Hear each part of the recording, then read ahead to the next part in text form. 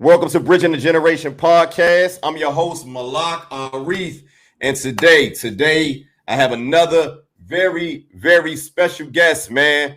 We got straight out of the 5 boroughs, man. We got the one and only Eddie Kaine, man. What's going on, brother? Yeah. What's going on, man? Yo, thanks for having me, man. Shout out to Bridging the Gap podcast. I see you moving, man. I'm happy to be here. Word. Yeah, man. I'm trying to build this traction up, man. Showing love to artists like yourself, man. It's an honor to have you on the platform, brother. I hope you had some time, man, because I want to talk, man. Just we doing. I'm here. Let's do this. All right, brother. Hey, so first of all, man, I know you from the 5 boroughs, man. Where exactly are you from? From Brooklyn, Bed-Stuy, Brooklyn, to be exact. Bed-Stuy. Yeah, you ask anybody from New York where they from, and they tell you Brooklyn, they gonna act like it's a whole nother, state. Yeah. Like Brooklyn, Bed-Stuy, Brooklyn. Word. Okay. So who was some of your influences, man, like coming up, man?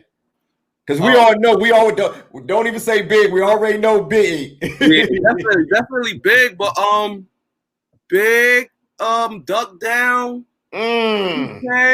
I mean, I grew up with an older brother, you know what I'm saying? So all the music that I grew up to, every Dog Pound, everything, Bone Thugs and Harmony, you know what I mean? I got a like strong music influence on me, man, for real. Okay, yeah, because I hate I hate to take Big out the equation, man, but everybody goes straight to Big. Big and J, of course, you know what I mean? Big and J, like, you know what I mean? We all grew up listening to Big and J out here, like, you know what I mean? That shit is second nature, but okay. Of course, like Duck Down, I feel like Duck Down don't get enough credit for, you know what I'm saying? You know man, what I mean? brother. Game, When that first Helter Skelter album came out, brother, that joint like changed my life, man. I vividly remember when that first Helter Skelter album came out in '96, and I was a young boy, and listen, my older brother had that album. I was scared of the cover because remember, he had the green eyes and the red eyes. He used to show me the cover. I used to trip out over that. Yeah, I never forgot it though. Yeah, man. I was excited, man. Yeah, man. These is projects I went back and started listening to as I got older, and I understood the stuff that I was listening to this shit when I was young, but going one ear and one out the. As I got older, I went back to all of these albums, and I'm like, man, shit was man. The golden era of hip hop was something else, man. No, that's facts. That's facts. Innovative, man. Word. Yeah, that's facts, man. It's always, I don't know how old you are, man, but it's always refreshing, man, to see artists, man, going back, doing their due diligence as far as like, knowing their history. How important you think that is? Yeah, man. I'm 28. You know what I mean? I'm a young boy. You know what I'm saying? I'm young, but I feel it's important because you got to know, you know what I mean? You got to know where it came from. You know what I mean? You got to know where the hip hop started. If you want to do it, you know what I mean? Definitely as an artist, like, no doubt. You know what I'm saying? A lot of artists don't really pay attention to it, so it's like a forgotten. It's hidden. It's a hidden path that you know what I mean. That I advise any young dudes to tap into. Man, go back and listen to these old albums, man. It'll change you. You know what I'm saying? And it's 100% better than this stuff that's going on now. That's why I'm happy. I'm at where I'm at. You know what I mean? With the artists that I get to work with and everything. It's like The good hip hop is fading away, you know what I mean? We here though. We here. I hear. Yeah, man, bad influence in the building, man. We gonna get into all of that, man. Yeah, man. But tap into those old albums if y'all can, man. Please do that for your boy Kaine, man. That shit it's very important. I try to tell like the youngest, man, and I hate to be that old nigga, man, that try to I don't want to come off preachy, man, but a lot of times, man, I feel like just like you creating a legacy, man, right now with the whole movement that you guys doing, and you want people to respect that. You want people to preserve that. You know what I'm saying? So the same way that you doing, what you doing with your movement, these guys want their legacy to be preserved as well, man. So I just feel like, each one teach one, man. We gotta for real, man. Yeah, we gotta respect one another, man. 3 books of hip hop, you know what I'm saying? It's important that you go in and tap back into that. Yeah, you have to. No doubt. No doubt. So hold on. So now you said Flatbush. I just remember, man. I'm sorry, my bad. I apologize, man. See, man. No doubt. People from that, us from that, that's not from New York, man. It seems like it's all just. Yeah, I know, man. I get them kind of mixed up. So it's like I know Brownsville, that's Sean Price. You know, Flatbush, and you know, New York is so, Brooklyn is so, like, matter of fact, Brooklyn is probably bigger than DC. Probably. You know why? No, I say that because Brooklyn, I mean, New York has 10 million. The population is like 10 million, just New York City. So in DC, we only have like 700,000. So you break that down. Yeah, I don't know exactly what's the population of Brooklyn, but if the New York City got 10 million people, imagine how many, what's the population for all 5 boroughs? Yeah, that's crazy. We probably got like 2 million, probably like 2 million people in Brooklyn. I would say 2. It's a lot of people out here. That's bigger than DC though. We don't even have 1 million. Yeah. And this and we a major city. We're a major city, but we not as big as New York. You can fit fit 2 of us in just Brooklyn alone. Yeah, shit is crazy. So Kaine, talk about how'd you get the name Eddie Kaine, man? You're a young brother, man, and I'm surprised, man, that you chose that name, man. What made you come up with that name, man? Yeah, that's dope, man. I got a good story to that. You know what I'm saying? Shout out to the older homie from the hood. You know what I mean? My man Nooks. You know, I didn't even choose that name. You know, that name was chosen for me. So I was one of the kids. You know what I mean? I was out there. You know what I mean? From a young man. The only thing was missing was the snotty nose. I just wasn't the snotty nose kid. But I was outside. I was running around since a young age, and those were the older dudes that used to hug the corners and be on the block and stuff. And I used to be running. I used to be bugging out and all of that. It was, yo, Eddie Kaine, what up, Eddie Kaine, and then this and then that. And when I stuck to it as a rap name, it took for me a long time, like, for me to figure out that people was talking about, like, the guy from the 5 Heartbeats and all of that stuff, because I wasn't big on that movie either, you know what I'm saying? So people was like, oh, like Eddie Kaine from the 5 Heartbeats. I'm like, I don't know. Eddie Kaine, that's what they call me, you know what I'm saying? Who the hell is that? Right. So, you know, that name was inherited from the streets, man. You know, shout out to the boy Nooks, man. Free him, you know what I mean? Word. So I mean, you did get you did get a chance to watch the 5 Heartbeats eventually, though. Oh yeah, afterwards, yeah, definitely. I'm using references and all of that in my music and all of that now. Word. Yeah, I was about to say you can't have that name, man, and never seen the 5 Heartbeats, man. Yeah, nah, but they was calling me that, man, since 8 years old, 9 years old. You know what I'm saying? So it's like, you know, I basically grew up with that. You know what I mean? Kano, Eddie Kaine. So it was just like, oh. And then also, what I want to tell people, the dude from the 5 Heartbeats name was Eddie King Jr. Eddie King, exactly. I don't know why everybody called him that, man. I'm glad you pointed that out, man. I'm glad you pointed that out, man. Hey, you pointed that out before I mentioned that, man. I should know better. I'm tired of having to Wait, I'm not aiming to cut you off. What you say? No, I said I'm tired of having that debate with people, man. So I had to put it out there, man. What they say, do your Googles. What my man Fredro say, man. Do your Googles, man. Do your Googles. It's out there, man. It's out there. So look, how was it, man, growing up in in Bed-Stuy, man? What was it like, man? What I hate to ask like this question, man, a lot of times, man, but what particular, project or whatever that you close by, as far as like, that people outside of New York City know about? You know what I'm saying? Because I know New York is very territorial. You know what I'm saying? New York City. Definitely. All right, so I'm from where they like to consider like the heart of Bed-Stuy, like right in the middle. I'm from Quincy Street. You know what I'm saying? Okay. Yeah. Quincy Street got a big name. It's for Gates Ave is right here. We got Quincy Street. We got the Louis Armstrong houses. Roosevelt is behind us. We got Marcy. We got Tompkins in my area. It's a whole lot of projects and all of that. You know what I'm saying? Okay. But I'm from the infamous Quincy Street. You know what I mean? Quincy Street Mafia, young boy. You know what I'm saying? Who comes from that area? Who comes from there that we know about? All right. So now currently we got Designer stayed like 2 blocks back. You know what I'm saying?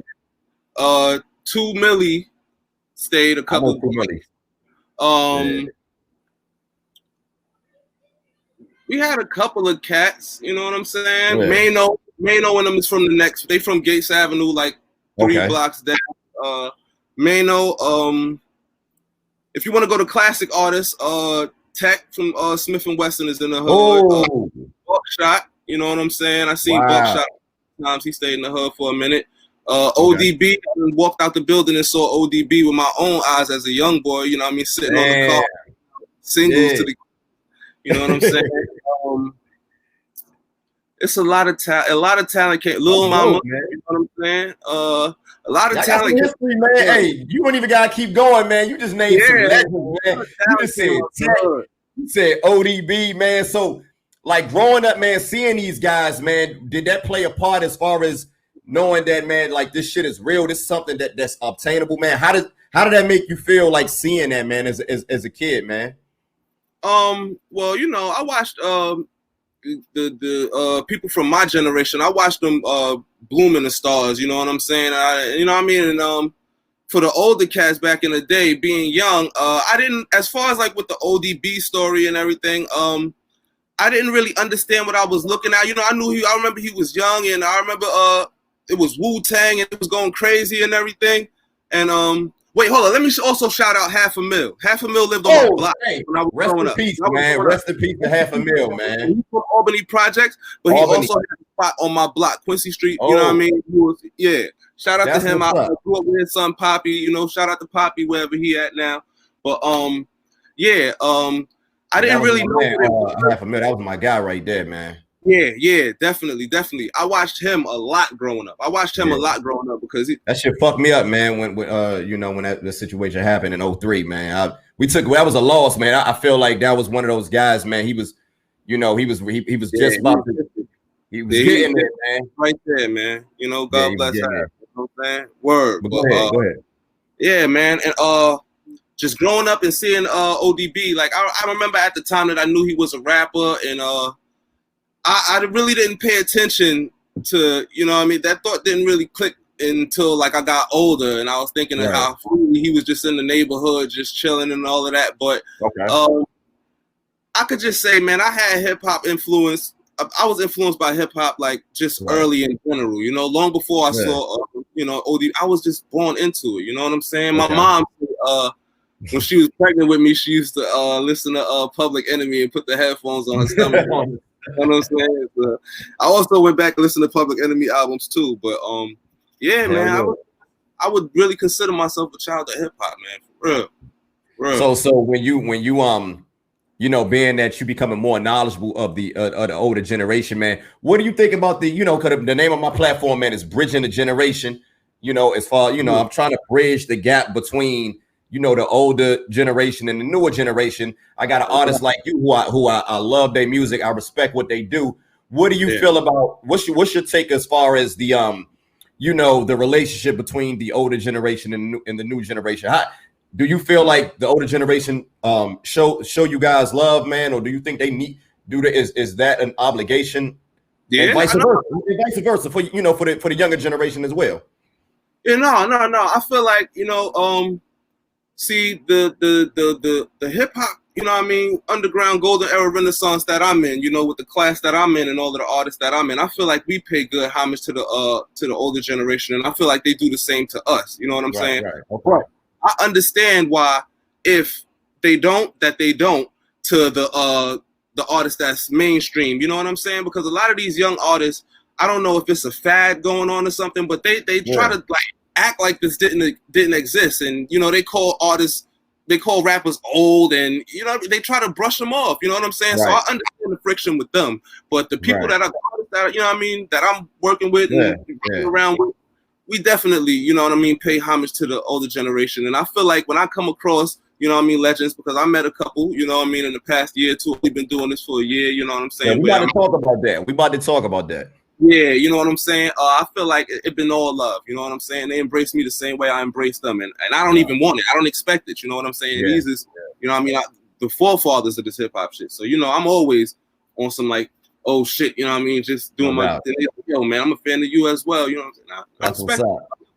Yeah. No, I like that's one thing, you know, like I said, man, you know, one thing about me, man, and the thing that attracted me to you and what you guys, your whole movement, man, the movement that you're a part of, man. I knew you guys are young guys, man, but one thing that stood out, man, is how you guys are creating your own lane, man. You creating your own style of hip hop within this this genre. Now, with that being said, you know, going into this particular subgenre that you move in, has it ever came a point where you looked at it like, you know what, man, damn, everybody is doing this and we do this type of hip hop, man. Maybe we should, you know, because you got the 2 Millies and they do different type of, let's be honest, like they don't do what you do. Designer don't do what you do. Mm-hmm. You know what I'm saying? So has it ever been like any type of a compromise that you ever thought, you know, that ever came across your mind, man? Because we love what you're doing, man. But the fact of reality is there's a certain type of hip hop that most people are just gravitating to, and it's because they don't. I personally feel like they don't get it because it's not in their face all the time. You know what I'm saying? So people go gravitate to what's popular instead of like what's dope. Like, you know what I'm saying? Right. So I know that what I just asked is kind of like a loaded question or whatever, but like, has it ever been a time where you like, man, you know what, man, these niggas over here, they doing it like that and they popping. We doing our thing and niggas is fucking with us. Niggas is fucking with us. Like, we authentic, but damn, maybe we should switch. Have that ever, you know, came across your mind? No, because my whole thing is, I put out my first project on datpiv.com. I was 18 years old, you know what I'm saying? But before that, with the whole pep rallies and doing talent shows and all of that stuff, when I was doing music as a young boy, I always did the music that I like was listening to at the time. So my music always kind of channeled the golden era of hip hop because that's what I was listening to. Yeah, you know what I'm saying? When I started the new flows and how, you know what I mean, it was easy to me because I put that to Crucial Conflict, Bone Thugs and Harmony, 6 Mafia. I was listening to all of that too. You know what I'm saying? So me being a writer, it's easy for me to do that. I never decided to like go all the way with it. If you listen to like a project like say 2K19 that I put out, you have joints that kind of have a trap bouncy sound, but you also got rugged hip hop joints. I also did a Cream freestyle, you know what I mean? You know, so it's like I know I can do it, you know what I'm saying? But I never thought of going all the way with that. Like I always wanted to do I always wanted the sound that I grew up listening to, the sound that had me captivated to the CD player and to the stereo. You know what I'm saying? Well, no, that's what's up, man. I love it. It's like I have to ask that question to younger artists, man, because and a part of me, I don't like asking that question because I don't want you to ever think that, you know, we don't appreciate what you do. And at the same time, I like to ask that, man, because I love when I get that the type of response that you just gave me as far as, you know what, I'm going to do me. It don't matter what everybody else is doing, man. Like, I don't give a fuck what everybody else is doing. This is what I'm doing. This will make me feel, you know, this would make me feel good. You know what I'm saying? So it's refreshing, man, to hear artists like yourself, you know, give off that type of response, man. I don't want you guys to ever feel like what I'm trying to don't ever change what you're doing, man. Like keep being you, keep doing what you're doing, brother. We love it. That, man. Yeah, hell yeah, man. I got no choice but to keep going. This is the music that I love, and it feels great waking up every day knowing that I gained a support system that's waiting on the next project, man. Like I can't explain that feeling, you know what I'm saying? So I'm gonna always be on go, man. I'm gonna always be on go. Nah, no doubt, man. Like I said, like I tell artists all the time, man. As long as you able to monetize whatever you're doing, you winning, brother. That's all. That's all. You doing what you love. You able to monetize that shit. You winning. You success. What we ain't nothing to talk about. You winning, brother. You ain't. You know what I'm saying? Like you not punching a clock and woo woo woo. You know what I'm saying? Like you doing what you love, man. So look.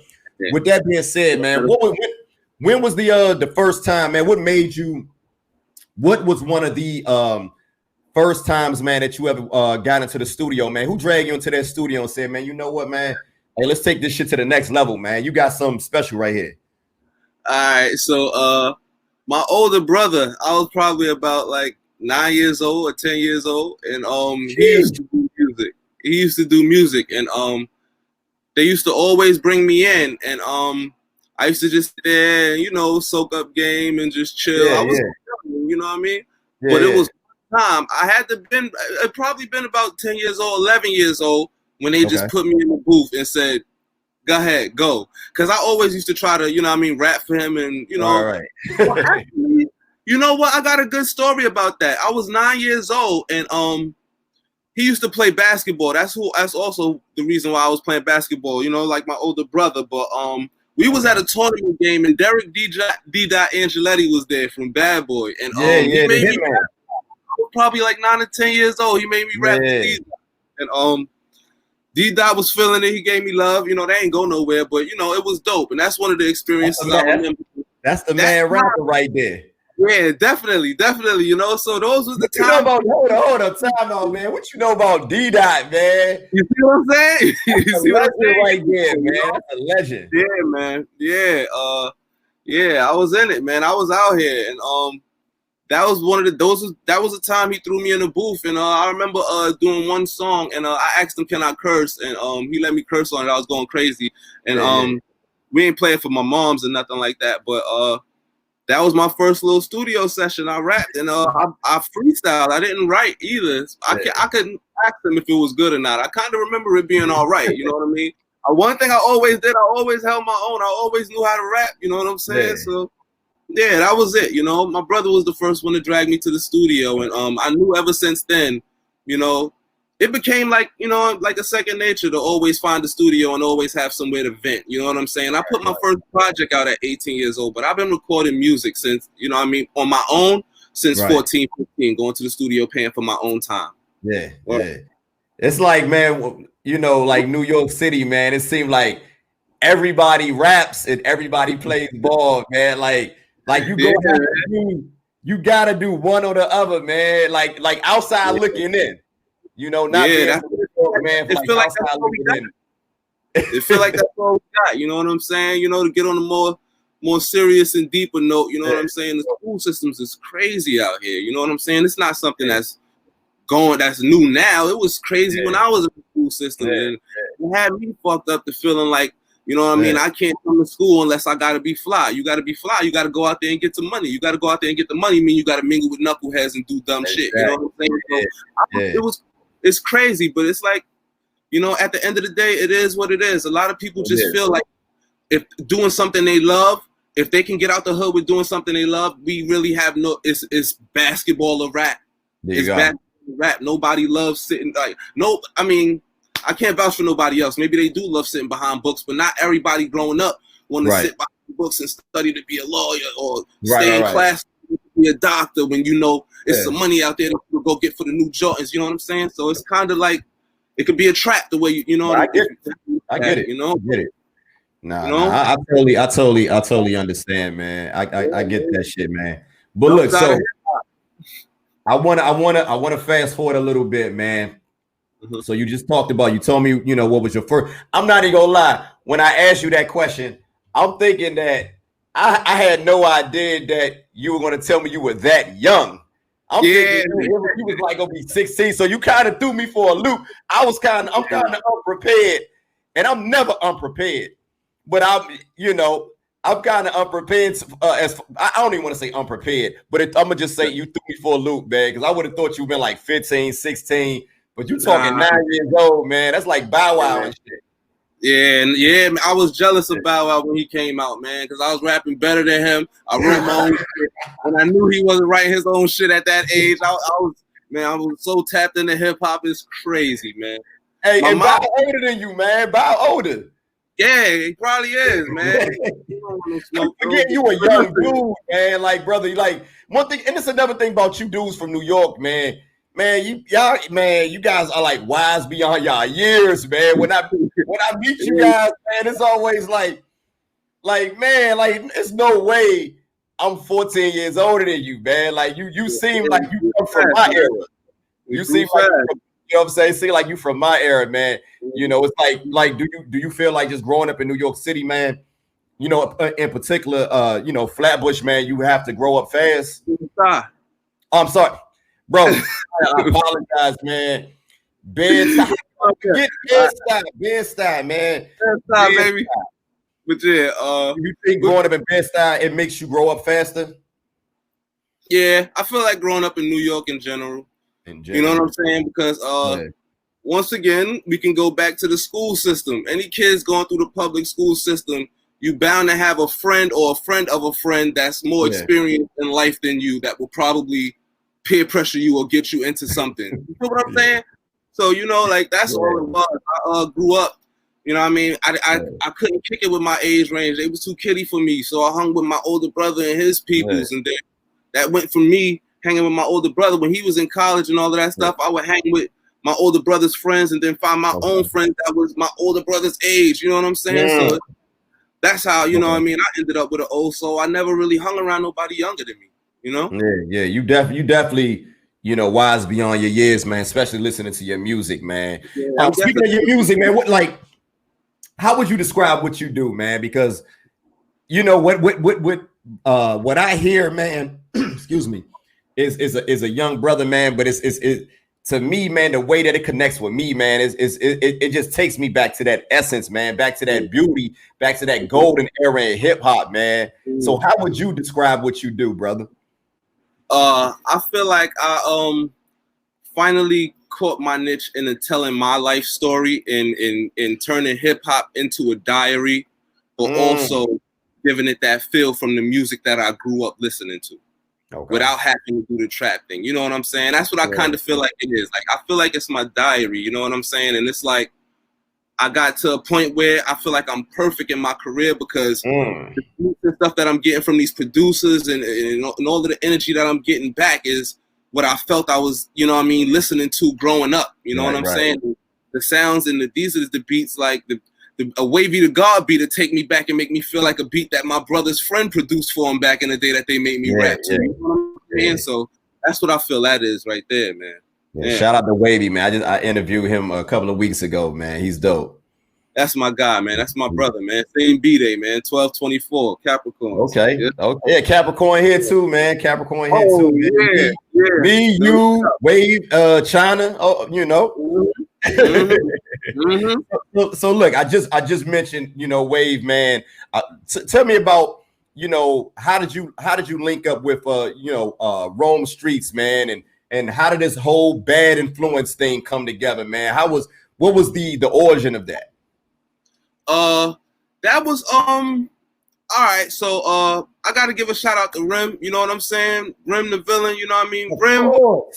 That's who I came in with. I came in with Rim and I met Rome. We did some music together, but more importantly, we all chilled together, you know what I'm saying? And we all chilled and the vibe just meshed and we just started working and we all had an understanding that, you know what I'm saying, we all got the same goal. That's why not, you know what I mean? Let's all do it together. And that's how everything, shout out to the Walkers, you know what I'm saying? Bob Rock, you know what I mean? Spoda, Wavy to God, Rim, Ty Ferris, you know, the whole team, you know what I mean? Everybody, it's all of us. You know what I mean? Everybody, we all got one goal, you know what I'm saying? And we all, you know what I mean, cut from the same cloth to where it's like that golden era sound is the sound that we all want, you know what I'm saying? So that's what we putting forth. And, I love that shit, man. I love that shit, man. What? So look, man, I was watching an interview with Rim a while ago, man, because I know that you got, and I want to touch a little bit more on this because I don't think a lot of people know about this, man. But you guys have a connection, man, with Sean Price, man. So talk about that, man. Talk about that connection with Sean Price, man. All right. Well, shout out to Bernadette Price, you know what I'm saying? That's like, you know what I mean? That's family right there, you know what I'm saying? I never got to meet Sean P, you know what I'm saying? That was Rim was like Sean P's protege, you know what I'm saying? And I came a little late towards the situation. I never got to meet him, but they was doing their thing, man. And it's like they all just accepted me into the family with open arms, you know what I mean? The Ruck Down family, you know, shout out to everybody over there. Once I came into the picture and met Rim and we started doing music together, it was just like the perfect fit, you know what I'm saying? And I feel like it was all like, in a way, it was all something that P wanted to, you know what I mean, wanted to put together. The Price of Fame show, you know what I'm saying, at SOBs, that was a show that I got to perform for. It was a lot of looks that I got into my career, that I got in my career so far, that I feel like he overlooked. You know what I'm saying? So yeah, you know what I'm saying? So, you know, God bless Sean P, you know, shout out to Bernadette Price, everybody over at Ruckdown, you know what I mean? And Rim is like my brother, you know. Once me and Rim met and started doing music, it was a wrap from there, you know? Okay. I was just so look, you know, my first time hearing about you, man, was you know, I believe 2 years ago. I remember hearing you on a joint with Rim, man. And then, you know, the first project I actually heard you on was the Aruku project. Yeah. That was the first project, you know what I'm saying? And that's the one, like I said, man, I gotta meet this dude, man. Like, who is this guy, man? Like, I keep seeing his name floating around. Who is this dude? I listened to the project, man, and that's what really that's what separate my platform from everybody else, man. Like, I want to touch on these projects, man. I want to touch on these catalogs, and even though you're a young brother, man, I'm listening to the catalog, man. I'm seeing you steadily building up this cat. Like, I'm a little late to the party, I admit that, but yeah, no, you never late. Yeah, yo, appreciate that, man. So talk. I remember when you know you got that. You got this one joint, the joint that really like that really stood out to me, man. Is that what I do, man, with Rim. You know, yeah, that's my shit right there, man. I love that song. How was it putting that song together? And matter of fact, what led you to, you know, releasing that particular project, man? You know, what was the inspiration behind the Aruku project? All right, so woo, man. Let's talk about this music. Let's go. Let's talk about this music, man. That was this year. This was what 2019, the summer of 2019. Yeah. 2019, but it was the summer, and it was probably one of the best summers of my life, man. This was my time. This is shout out to Sean Munoz, Bad Influence, you know what I mean? And I met him, Rome. This is when I met everybody. This was that year, you know what I'm saying? And yeah, they was this is when I got hip to a bunch of the artists that you know what I mean, that's in this underground golden era renaissance now. And I just wanted to put together the project that I've been listening to growing up. Like all of those albums in one is what I wanted to deliver to the people. So I had so much fun that year. That was my first year having a publicist and doing all of this and doing all of that, running around. This was before Corona, so we was doing shows. It was just so much fun, you know what I'm saying? So that's where the This Is What I Do came from. Like it was just a fun year. So I just wanted to make the project as everything as possible. And as everything as possible, I mean, like, I wanted to make it gritty. I wanted to make it something you could party to. I wanted to make it something you could really create to. I just wanted to make it an all-around dope project. And that was one of the joints that I figured would be a good party vibe. Me and Rim always know how to create that vibe, you know? So that was that with that joint. Yeah, I love that album right there, man. That's when I said, man, this dude gonna be a problem, man. I want to hear more, man. I want to hear more, but that was the one that set it off for me, man. So with that being said, man, New York hip hop, man, it's in a how can I put it, man? It's in a different place, man. You know, it's no longer at the forefront as far as mainstream, but to me, you guys are still making the best music, in my opinion. You know what I'm saying? And I don't have no bias because I'm not from New York, but I do respect what you guys have contributed to hip hop, man. And I love like that what you're doing is particular. And I love the term that you just used, man. And I'm surprised that you call it that, because I call it that as well. That golden age, that renaissance, man. So man. What's your take, man, on New York hip hop right now, man? How do you feel about it right now? It's as good as you want it to be if you're willing to do the research. You feel me? It's like you said, you know, it's a lot of mainstream music that's pumping right now that you'll probably hear out the cars, this, that, and the third. It might take you a minute to find out that you got a Eddie Kaine and you got a Rim putting out fire. You know what I'm saying? But it's a lot of good music out there, you know what I'm saying? So I feel real good for New York, you know what I'm saying? I know the New York artists around me alone could do some damage, you know what I'm saying? So I feel I want everybody to keep working and keep doing what they do, you know? Yeah. Now I say that, man, because you know, right now when people, you know, you got the whole upstate movement, man, they really, you know, carrying that flag, man. But you know, I be trying to tell people, man, you can't forget about NYC, man. Like they still, got the Mecca, man. You still got guys like you around, man. They still got, you know, you still got the OGs around too, man. That's still putting out great music. That's a fact. Shout out to Upstate though. Upstate is doing damage. You know what I'm saying? And I'm vibing out to their music too. Shout out to all of the artists up there. You know what I'm saying? The shit is a vibe, man. Definitely Griselda Records. Shout out to Griselda Records because they moving. You know what I'm saying? They is. Noir, you know what I mean? Shay Noir, 38 Special. You know what I mean? Everybody doing their thing. You know? Hell yeah. So with that being said, who's some of the artists, man, that you would like to work with, man? You know, as far as like now, first of all, I want to ask you, who are some of the OG artists, man? Who's some of the OG artists that you would like to work with? All right, so I want to work with Ghost. I want to work with Ghostface. I want to do a joint with Ghostface. That's my favorite rapper of all time. Yeah, one of mine too. One of my definitely in my top 5. I want to do a joint with Cameron. I know that's you know what I mean, Cameron. That's one of my favorite artists also. You know what I'm saying, Cameron. And then to take it a little further back, I feel like a Kane and Kane, a Big Daddy Kane joint and an Eddie Kaine joint would be dope for Brooklyn. You know what I'm saying? So I feel like that'd be fire. You know what I'm saying? So for old time's sake, I would love to get a fucking 16 from Big Daddy Kane. That'd be crazy. You know what I'm saying? Oh my God, man. Hey, that's that title.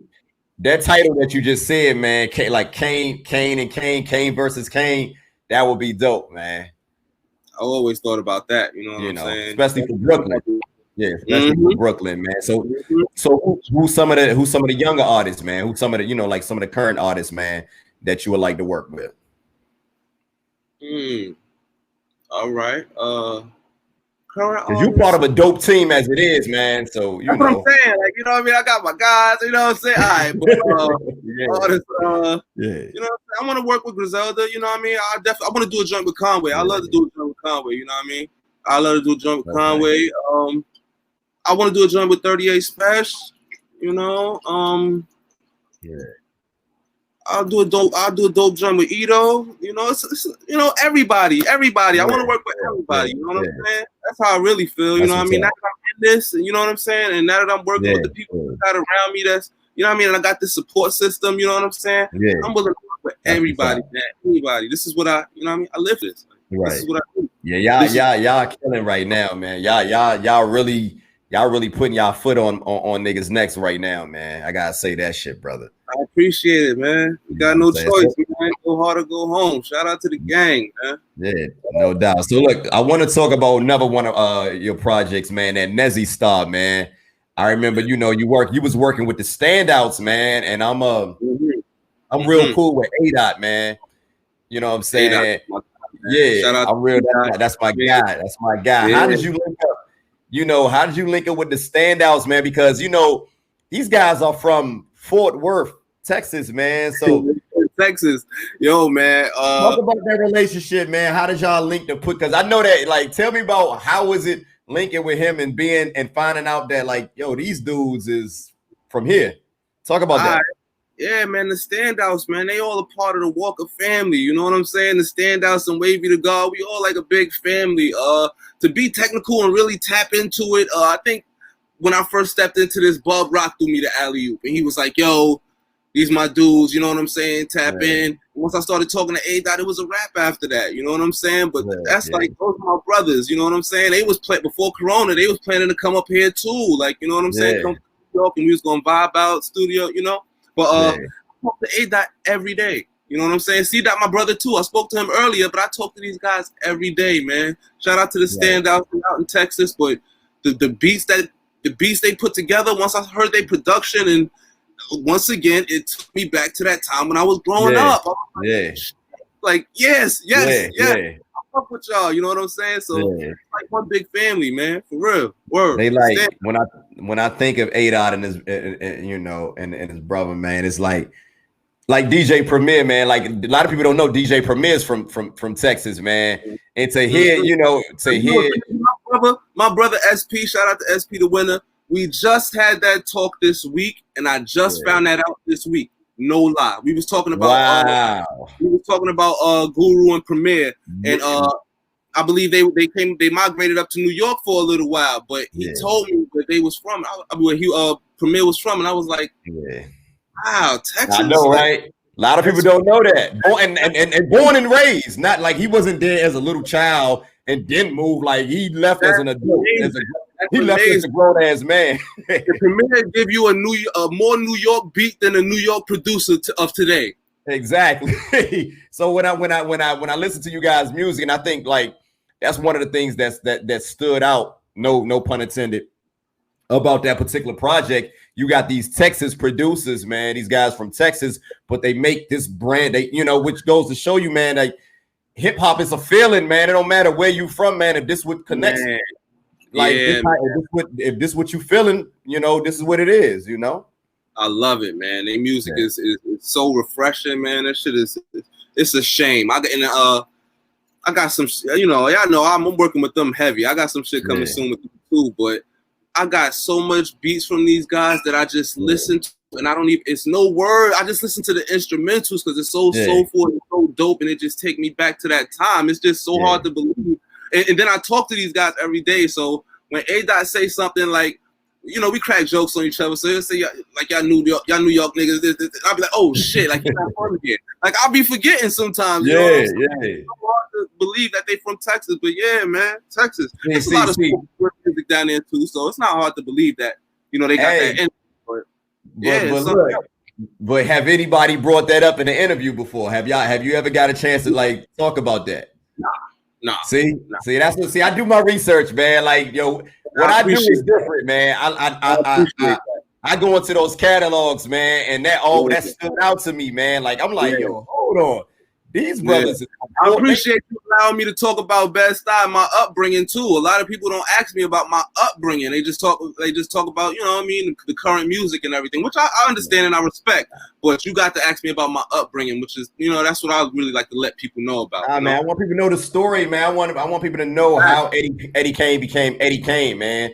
You know what I'm saying? People need to know, people need to know, your music is very transparent, but I feel like, man, if we got an opportunity to talk, man, let's talk, man. Let's not just beat around the bush and talk about a bunch of mundane bullshit, man. So look, that's right. That Joke's on You, man. That's my shit, bro. I tell me about that. Like, how was it putting that song together, man? Like, what's the process? What is the process of Eddie Kaine putting a song together, man? Like, that Joke's on You, man. I used to ride around with that shit, man. I used to play that shit over. Dope, that was my shit right there, man. That's dope. So, man, A-Dot and C-Dot, man, they send me a pack through. I have this.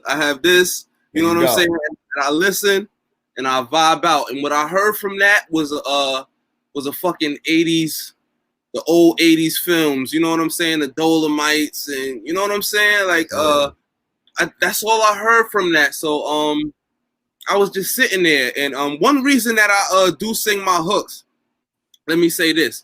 Is because when I was doing music and I started rapping as a teen, I didn't have any singers around me. Everybody rapped.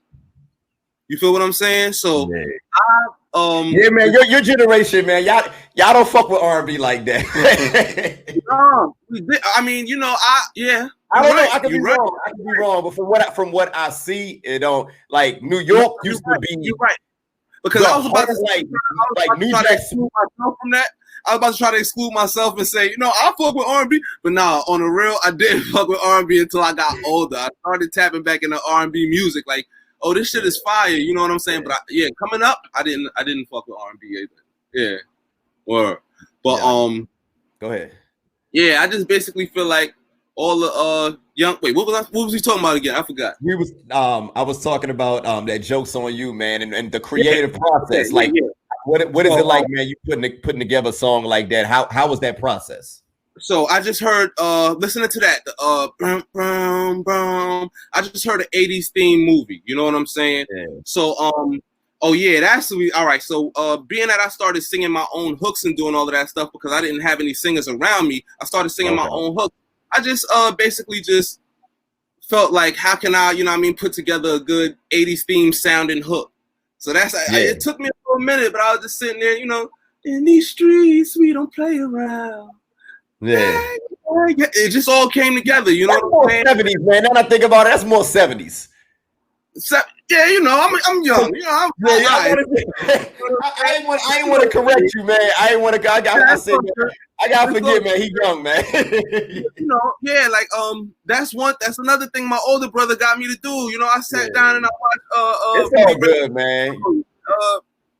Dolomite and all of that stuff. So I had a, you know what I mean, little taste of what the 70s was like. So I just put together that hook, and I knew once I throw at the rim that rim going to score the frisbee that joint back. But it just sounded like an 80s theme joint to me, you know? Word. I mean, 70. Nah, it's all good, man. Hey, who am I to be correcting you, man? I'm keep talking about goddamn Flatbush, and you ain't nowhere near. Now, how far is Flatbush from Bed-Stuy though? Yeah, it's all good, man. What I'm saying is, like, how far are they apart? Nah, it's not far at all. Probably a 20-minute, 30-minute drive. You know, it's real close. Yeah, it's real close. Everything in Brooklyn is real close. You know what I'm saying? You cross, you get to a certain point and you cross over there. You're literally going from Brownsville to Bed-Stuy, and you know, you go through this area and then you cross that street. It's literally Bed-Stuy to Williamsburg or Bushwick. You know what I'm saying? That's how it is. It's real small and real packed thing. You know. 30 minutes though, like that's like from here to Virginia, like where I'm like. I'm thinking they like maybe 10 minutes. Oh no. I mean, it seems like that. You know what I'm saying? Damn, yo, I guess Brooklyn is big. Yeah, that's what I'm trying to tell you, man. Like, yo, I mean, like, y'all, like people from New York. Another thing I noticed about some people from New York, because it's so big, it's such a big metropolis, man, that you don't really have to go nowhere. Like, I know people, and I'm pretty sure you do too, man. Like people that has never left Queens or they never left Brooklyn. Yeah, and it's that is sad to me. You know what I'm saying? I know a lot of people that what they do is, excuse me, in a lot of these areas, they have everything there to where you don't have to leave. You know what I'm saying? So you got your laundry, you got your church, you got your you got everything right there in the four corners, so you don't have to leave. But you know, it's a lot of people who, you know what I mean, come and go in the same neighborhood. You know what I'm saying? It's crazy. Now, with that being said, man, what's some of the places that you've been to, you know, as far as since you've been in the game, man, you know, as far as like traveling, man, what's some of the places, man? I ain't been nowhere. I've been to Atlanta. You know, I went to Atlanta to shoot the video with Skyzoo and Shay Noir for the Porterhouse Project. You know what I'm saying? That was dope. I've been to VA before, you know, I've been to DC before, but I never really, you know what I mean, I never really got the chance to really get out of Brooklyn, you know what I mean, like I wanted to, you know. I feel like at this point in my time now, if it wasn't for COVID, I probably would have got a gig in LA or, you know what I mean, and I probably would have been able to go somewhere, but you know, my shit just really started clicking 2019, 2020, right before it, so I did get to experience, you know, in my life, I've been to South Carolina, VA, and all of these little places, nothing major. But on a music note, I did get to experience Atlanta, you know, before the COVID got crazy. You know, it was COVID at that time too. But, you know, I flew out there and it was a dope experience, you know, doing that song, doing the video with Shay and Sky. And yeah, man, that's really basically it, you know. That's basically it. No doubt. So what's some of the best advice, man, that, you know, that an artist, man, like, you know, whether it's a you know, a veteran artist, man, or you know, an artist, one of your peers, what's some of the best advice, man, you know, that you've received in the music and, you know, that you received since you've been in the game? Just stick to it and keep going, you know. That's basically something that I always told myself, but I got confirmation from the people that I'm around to just keep doing what you're doing. And honestly, if it's something that you love and it's something that's, you know what I mean, a natural passion, then it should come in second nature, and it shouldn't really be anything for you to have to feel like you got to bust your ass to do. You know what I'm saying? I feel like whether I got on or not, you'll always be able to find Eddie Kaine music somewhere if it's a availability for me to post it on platforms. You know, I'm gonna always do my music. This is something that I love, you know. But to anybody up and just stick to it and stick to you. Don't change with times, because if anything, that's what make you look like a sucker. Like, that's the corny shit. You know what I'm saying? Do what you do and do what you love. If you want to adjust, or you know what I mean, that's all fine and dandy. But do what's in your heart and do what you love, and just stick to it. You know, we all get sidetracked at times. That's a part of life. You know what I'm saying? But just keep going. Just keep going. You know, the universe always works in your favor at the end of the day. You know, just stick to something you want. Just stick to it. Just stick to it. Nah, that's what I'm saying, man. For you to be a young brother, man, your perspective, man, is just different. Like, you know, it's different than a lot of 28-year-olds. I'm gonna be honest, man. And I ain't trying to shit on nobody that, you know, to no other 28 or younger people, man. But it's just, I'm gonna just out from somebody that's, you know, I'm about to approach 40 years old next year. You know what I'm saying? And then when I see brothers like yourself, man, I'm like, man, hip hop is in a good place, man. We go be all right. Yeah, as long as we got brothers like you, man, we gonna be okay. Yeah, as long as I can keep pumping out music, man. As long as I'm somewhere to be found, you got music, man. So that's what's up. I really appreciate that, man. Nah, no doubt. I want to piggyback on what you just said, man. Like, you got this one line. You say, you know, I forgot what particular song this on, but it's on the Nezzy Star project where you like dick riding won't get you rich. So what you jocking for?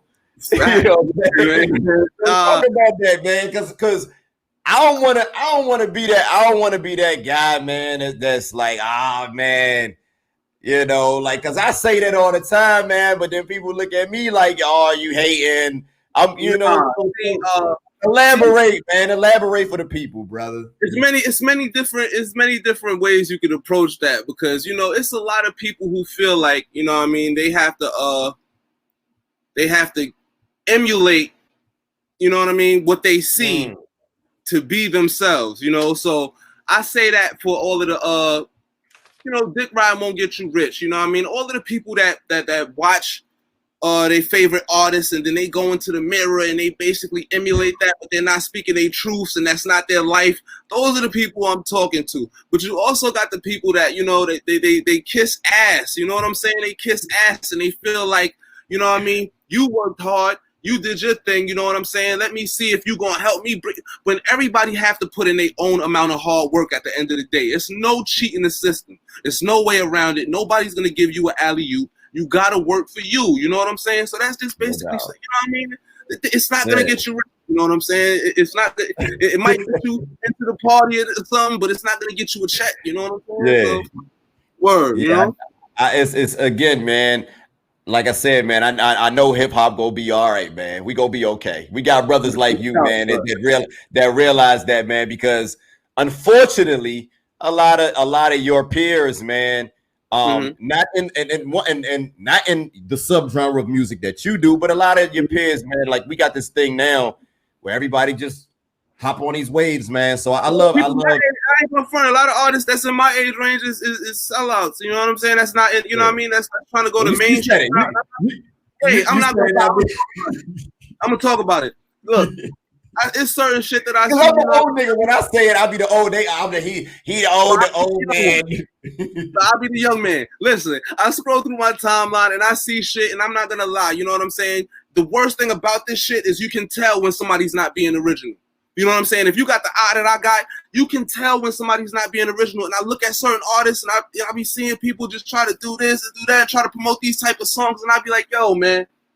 Just start from scratch. You know what I'm saying? That's what I say to myself. I never tell them, but it's like, there's no way of cheating the system. You know what I'm saying? There's some funny shit going on, man. People are really trying to emulate what they see these days, and that wasn't the shit that was dope back in the day, you know. But that was a disqualification. Like you try to sound like if I came out and I try to sound like Rome Streets or Eddie Kaine, I'm done. That was the quick like, when I was coming up. That was the quickest way to get your ass up out of here. Come on, man. Yo, you sound like so-and-so, man. That's his shit, man. Get up out of here, man. You know what I'm saying? They used to drag me. I used to have to battle in my neighborhood. I didn't even get to that part growing up. They used to drag me from block to block. I used to have to battle older men. I remember one time, I won't say his name. He's a good dude. But he spit some ludicrous shit. And he thought I didn't know. I was a young boy. I was probably like 12, 13 years old. And I called him out on it. I was like, that's ludicrous shit. He was like, just stopped, froze up. And it was an older cat, you know what I'm saying? In a battle? You called him out in a battle? Yeah, but I was a little boy. My brother brought me to battle him and all of that shit. And the verse he spit, and it was a ludicrous verse. And the worst thing about it is I was so advanced at my age. It was a ludicrous verse, but it wasn't over an album of Ludacris's. It was off of a Timbaland album. It was like one of Timbaland's first albums, but I managed to hear it. My sister had that Tim's Bio album. I know what you're talking about. Yeah, man. He didn't know I heard that shit. I be that. Well, how you know about that project? Yo, hold up. Time out. How do you know about Tim's Bio, my nigga? Listen, man.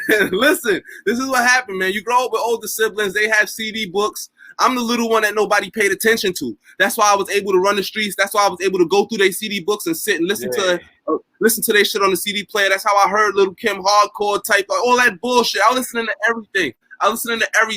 Yeah. Nah, that's what's up. That's what's up, man. Hey, what bad kids, so that's what kept me quiet. So they ain't have no problem with it. I wasn't supposed to be listening to that shit at my age, but I was doing it. Yeah.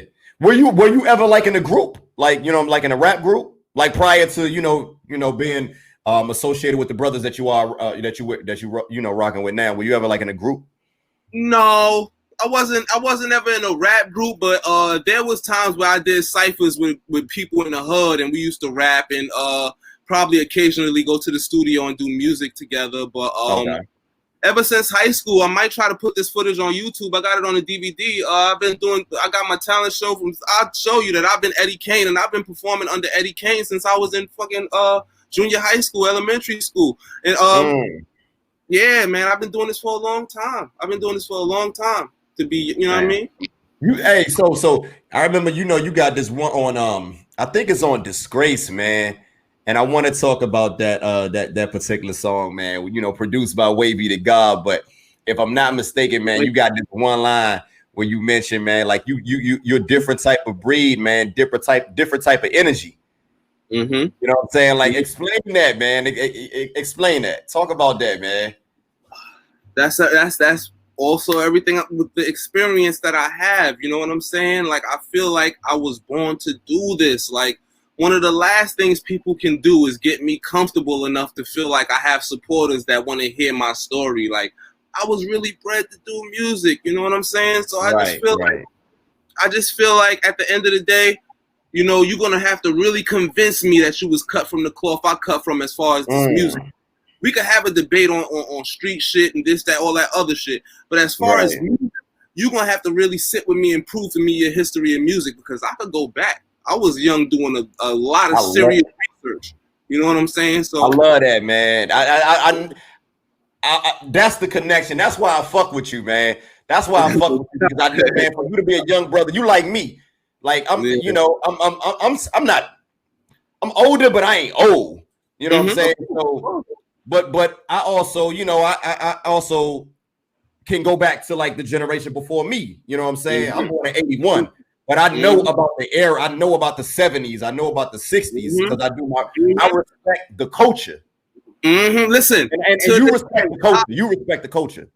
Man, listen, I'll call my moms right now. One of my moms will tell you one of my favorite artists, B.B. King, Bobby Blue Bland, Muddy Waters. I was listening to Al Green, Anita Baker. This is the music that I really grew up listening to. You know what I'm saying? If I go from room to room, I get different types of music. Yeah. My dad was in the living room, smoking, doing his thing. My dad used to love the Dog Pound and Snoop and Death Row and all of that shit. Yeah. So I'll go listen to that. I run in my sister room real quick. My sister used to listen to Brandy, 702, Immature, all of the soft R&B music. I go to my older brother room. That's Big Noise. That's Capone and Noriega. That's Mobb Deep. All of the Queensbridge Wild young dudes. Yeah. You know what I'm saying? So it's real. It's real. Yeah. I hear that in the music, man. How important, man, do you feel it is to be, just having a being diversified, man, being cultured in your own, in your own culture, man, because one thing about your music, man, is not one dimensional, man. Yeah. Of course not. You got different styles, man. So have anybody ever told you that, man? Have anybody ever you know what I'm saying? Yeah, and that's the picture that I try to paint, you know what I'm saying? If anything, I want to show people like don't classify me in this. You know what I'm saying? Because I'm capable of this, and this, and this, and that's just a stem of everything that I listened to growing up. You know what I'm saying? I'm not gonna hold back and act like I don't know how to harmonize and sing. No, I could do all of that. You know what I'm saying? So yeah, that's what I always wanted to do. If you listen from my first project that's online to the project that I don't know if I was harmonizing on the Curse of Cain, but I made sure I try to, you know what I mean, harmonize and show my versatility on every album, because I don't want nobody to see me as a one-dimensional artist. Like I'm an artist. You know what I'm saying? I'll fuck around and sit back and write a pop song. Watch, when I get in a position, man, I'm gonna try to, you know what I mean, become a writer. You know, I want to write. Why not? Why not? Do it, man. Do what make you happy, man. Hey, I look at it like this. It got you this far. Listen, man, I got the capabilities to write pop music. You know what I mean? All of that shit. You know, the pen is crazy. The pen game is crazy. For real. Nah, no doubt, man. I wanted, like I said, man, you know, this platform, man, we talk about them catalog, man. We talk about this music. So you got this one particular song, man, the Concrete Rose, where you mentioned, you know, you say nigga had more friends when he was fucked up and ashy, man. Talk about that, man. Like, so, like, how has things changed, man, since, you know, like, man, the traction, man, is picking up, man. Yeah, talk about that if you don't mind, man. If you ain't gotta put no niggas on blast. I don't mind at all. It's funny because you know, I'm still outside and I'm still in the streets and I'm still running around and I still see people that I grew up with, you know what I'm saying? And it's just crazy that there was a time where I was handing out mixtapes on the corner of my block for free.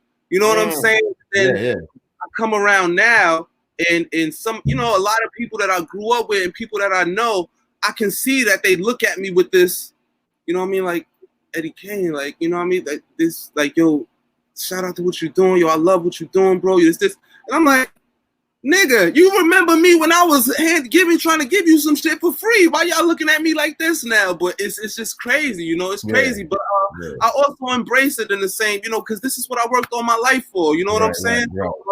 At the same time, I know how to just take it and then embrace it. And I just try my best to show niggas, like, at the end of the day, shit ain't, you know what I mean? Shit ain't changed. I'm still Kane, you know what I'm saying?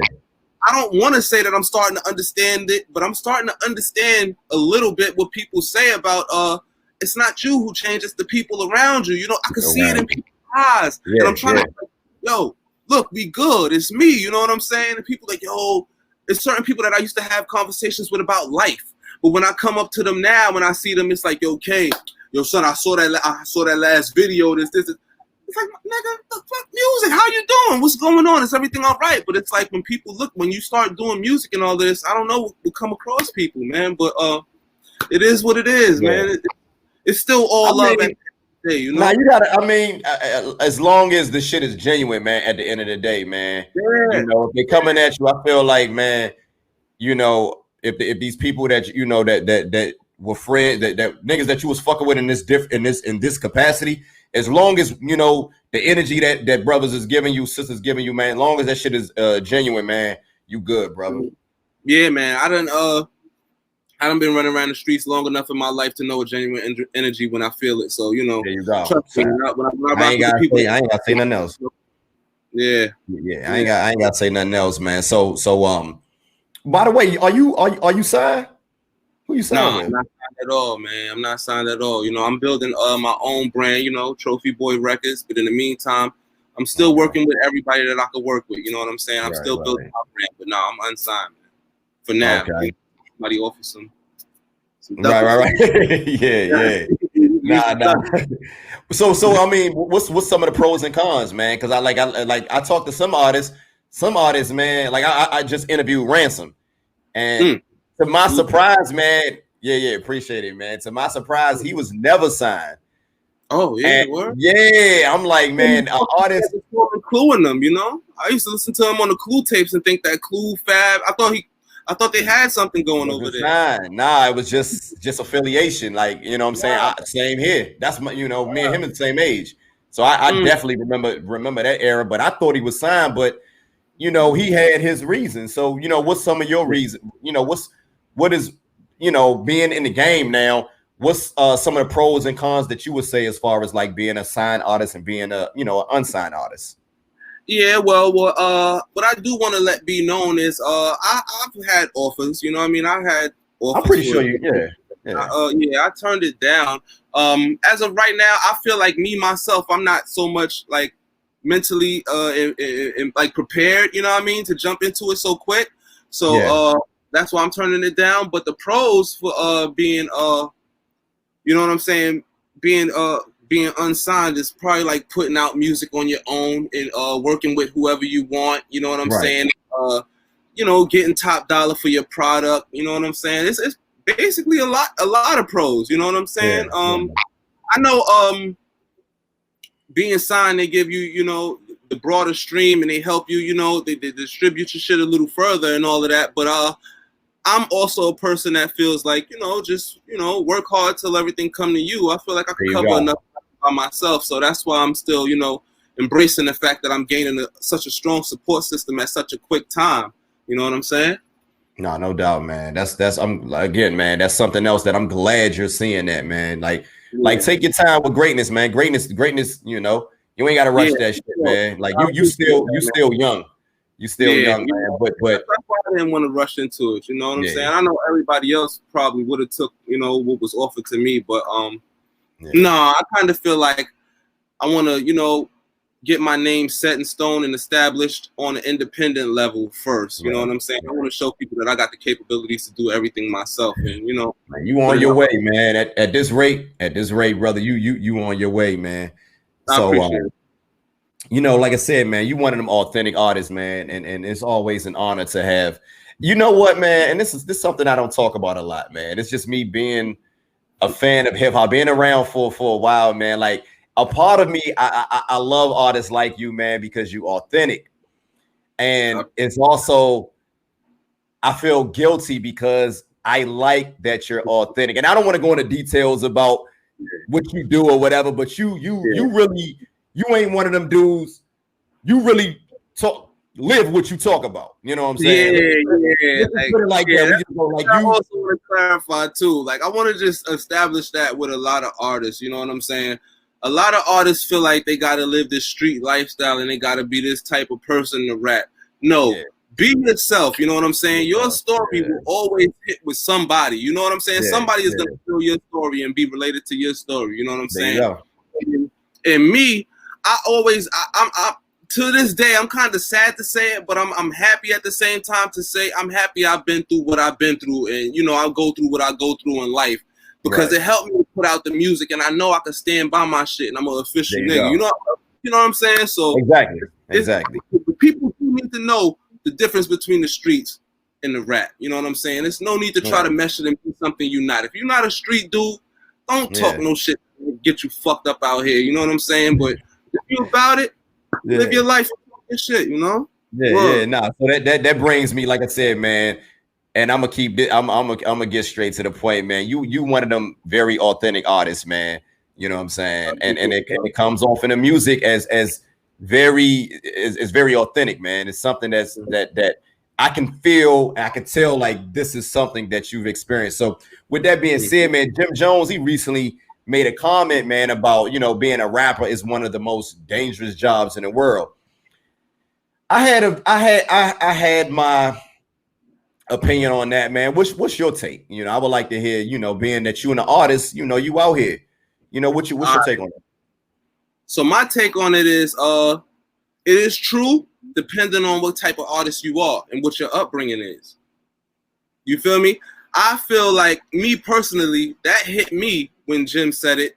I saw it too also, but it hit me when he said it. Like, I feel like, yeah, it's true, because it's me being me, you know what I'm saying? And it's not because of the rap though. It just so happened that I do music, but me living the life that I lived, like, there was a time where I had to walk out my building and I had to look left and right before I walk because I don't know what the fuck is going on. But you know what I'm saying? It's crazy that it make good content to talk about and it make me an authentic artist. You know what I'm saying? It's certain blocks that, you know, it's certain blocks I gotta avoid in the style. I gotta let people know, like, yo, you out here, you checking me. All right, we're gonna swing around this way or do this.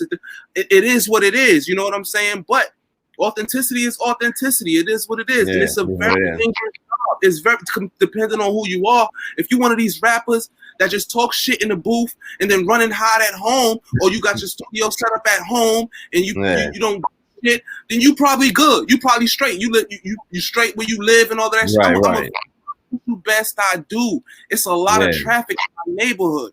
You feel what I'm saying? It's drama out here that I went. You know, it's a lot of shit. I don't even know how to get into it.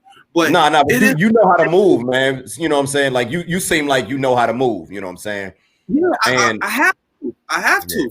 I grew up with a bunch of older guys. I'm one of the last of the Mohicans. If you see me run around with anybody that's older than me, listen, these are the dudes that's like doing what they do. You know what I'm saying? And you know, I don't want to talk about that type of shit. No, but I get it. No. Yeah, man, it's real. And what you see in my videos when I'm shooting out in Bed-Stuy, I want people to really pay attention to them videos. It's not no joke. Like, you know, you see, you know what I mean? You probably see niggas looking left and right in my it's like that in my neighborhood. And it's like that, you know what I mean? When I was, you know, growing up, like, it's crazy, you know what I mean? As an artist, it is the most dangerous job, you know what I'm saying? But it is what it is, you know what I'm saying? If you talking your talk and you living your life, then you know what the fuck you do. This is how I've been living, you know what I'm saying? So I understand what it takes.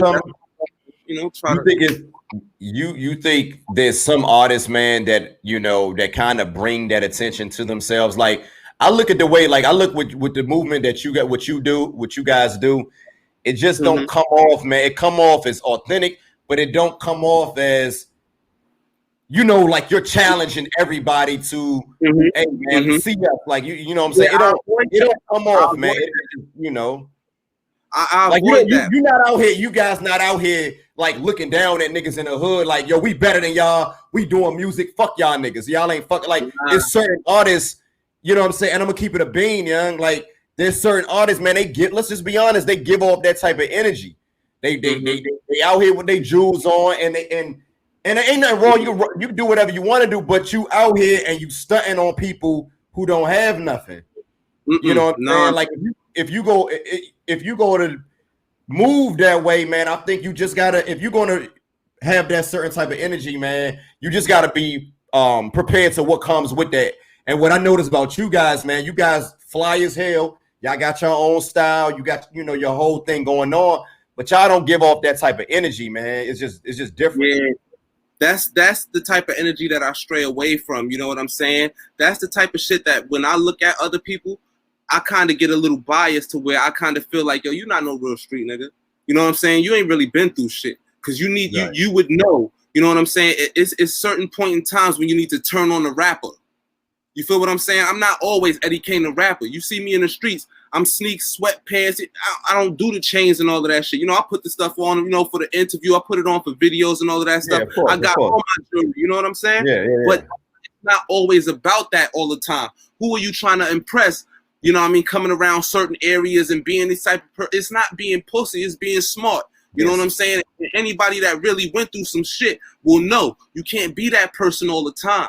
You know what I'm saying? Because people gonna try you regardless, but it's better to not give them nothing to want to try. You know what I'm saying? No pussy, just real shit. You know what I'm saying? Nah, that's man. That's some of the realest shit. That's some of the realest shit that I've heard. I'm sorry. Hold on.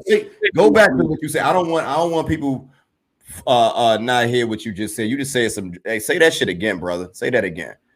Yeah, no, I'm just basically saying, like, at the end of the day, when it comes to this music shit, like, you got to know when to turn the rapper off. You know what I'm saying? You don't have to, you know, it's not being pussy, it's being smart. You don't have to be in everywhere all the time, chains out, this to this. Who are you trying to impress? We're not trying to impress nobody that's hungry. You know, this is what we came from. We can't try to impress the starving. Because this is what we did to make it out. You know what I'm saying? So that's basically what I'm saying, man. You got to be smart about this shit. Know when to turn the rapper off.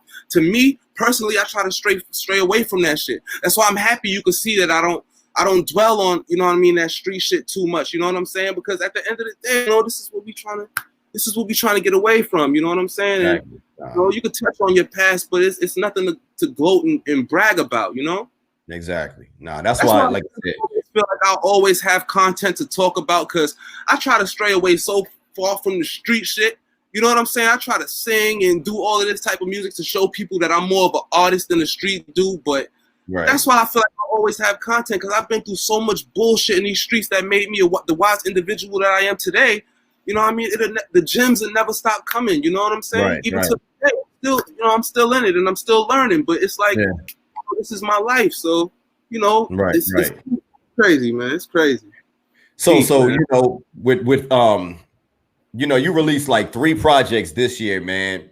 Do you ever feel like, you know, what's you ever feel like, you know, maybe you don't want to ever like oversaturate yourself, you know what I mean? Do you ever feel like, hey man, I'm releasing too much music? Or, you know, how do you feel about, you know, like nowadays, you know, because back in the day, man, artists are released like a project a year, a project every 2 years. And the music was sick, you know what I'm saying? So how do you, what's your take as far as, you know, releasing music, man? Because you did release 3 projects, but they was 3 great projects. Right. So my thing is, my take on that is, I always feel like I can be the artist to drop 6, 7, 8 projects a year. You know what I'm saying? But I dumb it down, dumb my hunger down, and I try to, you know, put out, you know, 3 projects, a limit to myself to 3 or 4 projects a year, if anything, because I feel like, you know, as good as the music that me and my people do, you know, no brag, it takes a lot for it to stick today, because there's so much music pumping. You know what I'm saying? If you really into the hip, you going from this album to this album to this album in a day. It's times I listen to 3 albums in one day, 4 albums. You know what I'm saying? So you a music, you like me. You like me. You a real music. Everything. You know what I'm saying? So I kind of feel like, you know, at the same time, I want to make everything a strong, good quality, but I still want to maintain my relevance, because I'm hungry. You know what I'm saying? I still gotta, you know what I mean, get my feet into the sand. I don't feel like I am where I am. You know what I'm saying? When people look at me and shit, that's why I'm so like caught up. Like, nigga, it's just me. You know what I'm saying? But I just try to stay hungry, and I just try to, you know, keep myself in that shit. You know what I'm saying? Because I'm surprised to this day that people still listen to Aruku, and people still talk to me about that album, and, you know, post up stories about that and Nezzy Star, because I see how dope projects get swept under the rug. You know what I'm saying? Because so much stuff drops. So music, I don't want to oversaturate myself, and I would like to consider, you know, 3, 4 projects in these times a year. You know, it's changed. It's not like how, you know, with the back in the day, it's like, you know, you got to maintain your relevancy. So I would like to hope that 3 or 4 can be my range for the year, but I try to give them quality over quantity anyway. I can't drop a project unless I live a little, so I could talk about my shit. So I feel like that's good. You know, I don't really worry about oversaturation. That's you know, that's another thing. You know, like I feel like artists sometimes, man, you know, you got to have some experience, man, and by you having the experience, man, you know, it gives you content. You know what I'm saying? So I feel like you just said, man, let me tell you my experience, and then let's release some music instead of just pumping, you know, projects out. You know because I don't know about anybody else, but maybe it's because of my upbringing. I can also tell when somebody is just rapping mumbo jumbo and just packaging it up with an album cover and putting it out. You know, I can tell when people. A lot of niggas doing that. Right? A lot of niggas doing that. And I'm listening. You know what I'm saying? I'm listening because this is the stuff that still, you know, keeps me going. You know, but I can definitely tell, and I try to stray away from that.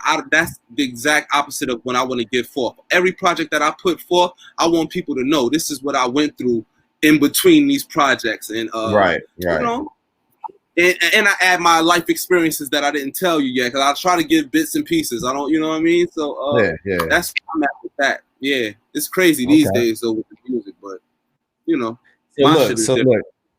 so look, Kaine, let's talk about this new project, man. You got you know, BK. What is it? How do I pronounce this, man? Caminates. Okay. BK Caminates, man, with you and Rim, man. This right here, to me, this is the one I feel like, man, is going to go down as a classic, man. You know what I'm saying? The other projects that you released was really fucking good. This one right here, this the one is why you on my platform, man. And tell me about how you guys came up putting this project together, and tell me about how was it like working with Rim, because Rim is another brother. I want to have him on the platform too. Yeah, man. you gotta get Rim. You gotta get Rim. Shit, man. He's Rim got his whole own story. Rim is amazing, man. Rim, that's my brother, man. You guys have these very contrast styles, man, and it seems like when you guys work together, it's like, man, you guys bring out the best in each other, man. Yeah, I can say the same. Shout out to IMT2 on the production of the project. You know what I mean? My man Ike, you know what I'm saying? That's why we got the Caminates, the BK Walkers. That's Walkers in Spanish, you know what I'm saying? Because as far as the whole crew, you know what I'm saying? We the BK dudes, you know, roam streets and all that wavy. But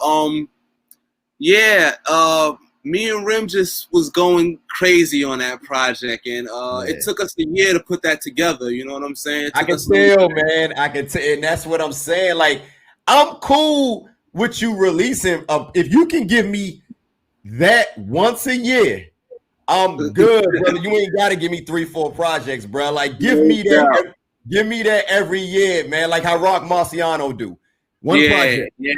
Yeah. No doubt. Like that one right there, man. That cute Cuter Sabu with the Styville and for sure. Like, yo, the video, the visuals, that shit is, man. Tell me about like putting that project together, man. How was it, man? Putting it together. You said it took a year. It was amazing, man. Me and Rim, as far as the music was done pretty quick. You know what I'm saying? When me and Rim sit and write music together, that shit just flow like water. You know what I'm saying? And it just took a little time on basically putting the finishing touches and all of that. But we're gonna hopefully, I believe we're gonna give you some more visuals from that project. But the Ketu Sabe and the Styville, that was just one night. We all just got together, you know, we ran around the city and we got some good shots and I mispronounced that, man. KQ Sabe. My bad. I mispronounced that. Yeah, you know, shout out to Ike. Who created that title? Who created that title? That was all IMT2, man, and they production, you know what I mean? They out in Washington Heights, you know what I'm saying? And they doing their thing, you know, they Spanish, you know, we black, you know, so the BK Caminates, that all kind of meshed, you know what I'm saying? They beats, our flow, Brooklyn Walkers, you know what I'm saying? So a lot of the tracks that me and Rim did was just natural, like it was just us. We had the beat, we go crazy to them joints and be like, all right, here, you know what I mean? Do what you do with that. And, you know, they came up with the title and all that. Then we get to another one. Yo, I do what you do with that. Then we feel like we finished the project. Styville came a little late because we like, hold up. We need a back and forth joint. We need a joint with me and you going crazy, just back and forth. And then that's how the Styville came about. You know what I'm saying? That was one of the last tracks we did for the project between whoever's two. Crazy. I'm sorry, I can't hold it in, man. That shit in the video, man. Like that one right there. Yo, please, I need like a part 2 of that, man. Like, I love when you guys go back and forth, man. I love when you guys go back and forth, man. Yeah, we got some shit coming soon, man. I'm gonna keep that quiet. With me and Rim, we definitely challenging you know what I mean, Styles and Kiss. You know what I'm saying? Whoever did the back and forth, you know what I'm saying? Running DMC. You know what I'm saying?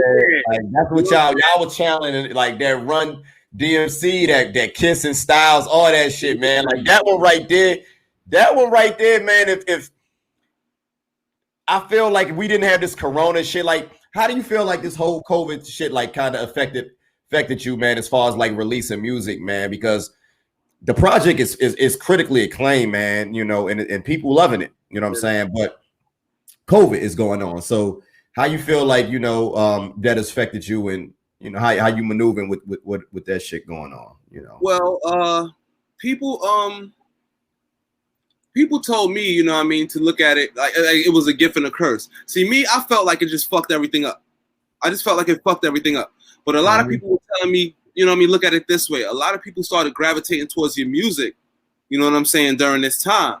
You don't know if you would have been in the house, or, you know what I mean, if it wasn't quarantine, that they'll check out your music. I look at it as a plus. But as far as like it was a big hit towards my career because I feel like, you know, aside from the Atlanta move, I had plans. We had this dope show that we was all going to do in Boston, and Rome was going to bring us out, and we had some unreleased music that we was all going to perform together. And the energy that I felt around that show alone, I felt like would have been a career-changing performance on that stage. You know what I'm saying? So I feel like because of COVID, I took a big hit. Me personally, I feel like I took a big hit. You know what I'm saying? But I also look at it as like, you know, a lot of people did start gravitating towards the music, which I do appreciate. You know what I'm saying? You're not going to be able to see me perform, you know what I'm saying, which is fucked up. That? Do you miss that? You miss that, like performing and shit? Hell yeah. Because a lot of artists that not just the money aspect, but do you actually just miss the... Man, I love performing. That's the thing. That's a different. I saw a lot of artists, you know what I mean, get a little nervous and all of that stuff before performances. I love that shit because that's what I grew up doing, from pep rallies to school talent shows to open mics to getting gigs on shows. That I did that my whole life. So that's just something that I felt like that was a part of me being my all around. I look at myself like an all around basketball player as far as the rap game. Like I'm all around. Yeah. I could give you a dope performance, a dope album, you know what I'm saying? So I felt like that was one of my big traits that, you know what I mean, a lot of people not going to be able to see because I feel like my stage presence that I give people is a lot crazier, you know what I'm saying? And the opportunities that I did have to do shows, when I get off stage, people is like, yo, what's your name? Like, yo, what's like, let me get your Instagram and this. I know how to put on a performance, man. So I really miss that. You know, that's one of the major hits that I took from COVID. COVID fucked that up for me. Yeah. I really feel like, you know, if it's one thing that I could just wish that I could get back during this COVID shit is that performances. I don't care about the stores. You can shut down the stores, shut down all the opportunity to perform for my people. You know what I'm saying? Yeah, you want to. I can only imagine, man. Like, you know, seeing you, Rome, Rim, that whole, you know, Spoda, all them guys, man. I would love to see you guys perform live, man. We was all that one show, man, in Boston. It's crazy because A. Dot and C. Dot, they was booking their flights. Ty Ferris was coming from Detroit. Everybody was coming to meet up in Boston, and then that would have been the first show that everybody could see the whole gang on stage perform. Shit. Damn. And it didn't go down. Yeah. It didn't go down. And, you know, I think about that shit till this day. Like, you know, it would have been totally different if the streets were still open and we could perform. But, you know, I'm here. You know what I'm saying? I always manage to give people music and a visual. I don't give a fuck what's going on outside. I'm going outside to shoot me a video. You know what I'm saying? The Q, what's it? Q Sabe, what is it? Q Sabe. The Q Sabe and the Styville. Was that filmed during like the COVID? Yep. Okay. And we don't have our Who shot that video? Who shot that? I ain't gonna get into all that, man. It is what it is. Shamel, you know what I'm saying? Yeah, for sure. He shot that. He flew up here from Boston and shot that. Who shot it again? I didn't hear you. I'm sorry. Shamel. You know what I mean? It's SH4MEL on IG. You know, Shamel. You know. Yeah, he did his thing. Yeah, he did his thing. Came up and he shot that vid, and it's during COVID. We had our mask on during the whole time, but when it was time to cut the camera off, we snatched the mask off real quick, shoot our scenes, and then put them back on and go to the next spot. You know, we shot that whole thing in one day, one evening, and it came out beautiful. He chopped that shit. That video fire, man. I think that, like, I really believe, man, it's my opinion, man. I really believe, like, if COVID wasn't going on, man, like, I believe that would be, you know, you would see that show like on MTV2 and shit. Like that video deserved to be like, I don't know. It might be on for all I know, but I'm just because I don't really watch like TV like that, whatever. Yeah, but me either. I can see that like in that rotation, man. You know what I'm saying? Because it's shot so beautifully, man, and the way you guys rapping, you know, feeding off each other, man. It's like the perfect video, the perfect song, man. I love that shit. Yeah, no doubt. Yeah, it came out beautifully, man, and it was cold that night, you know what I'm saying? But we pulled our jackets off, you know, we did what we had to do, got out there and shot a video, and we gonna shoot some more. You know what I'm saying? I'm not letting nobody. I'm not letting this project rock. We gotta shoot some more shit for this. Please, man. So with that being said, man, what's some of your what's some of your favorite songs on there, man? Matter of fact, before you answer that, how do you feel about the project overall? How do you feel about it personally? I love it. I love it. Like it's me. I'm a hard critic on myself. I don't listen to myself all the time. You know, I gotta like, be really in the mood to listen to my music. But that is a project that I can say, you know, I appreciate the effort I put forth, and I don't have no regrets from that project. You know, I could name a regret from every project that I dropped when I feel like, oh, I could have did this different, or I could have did this different.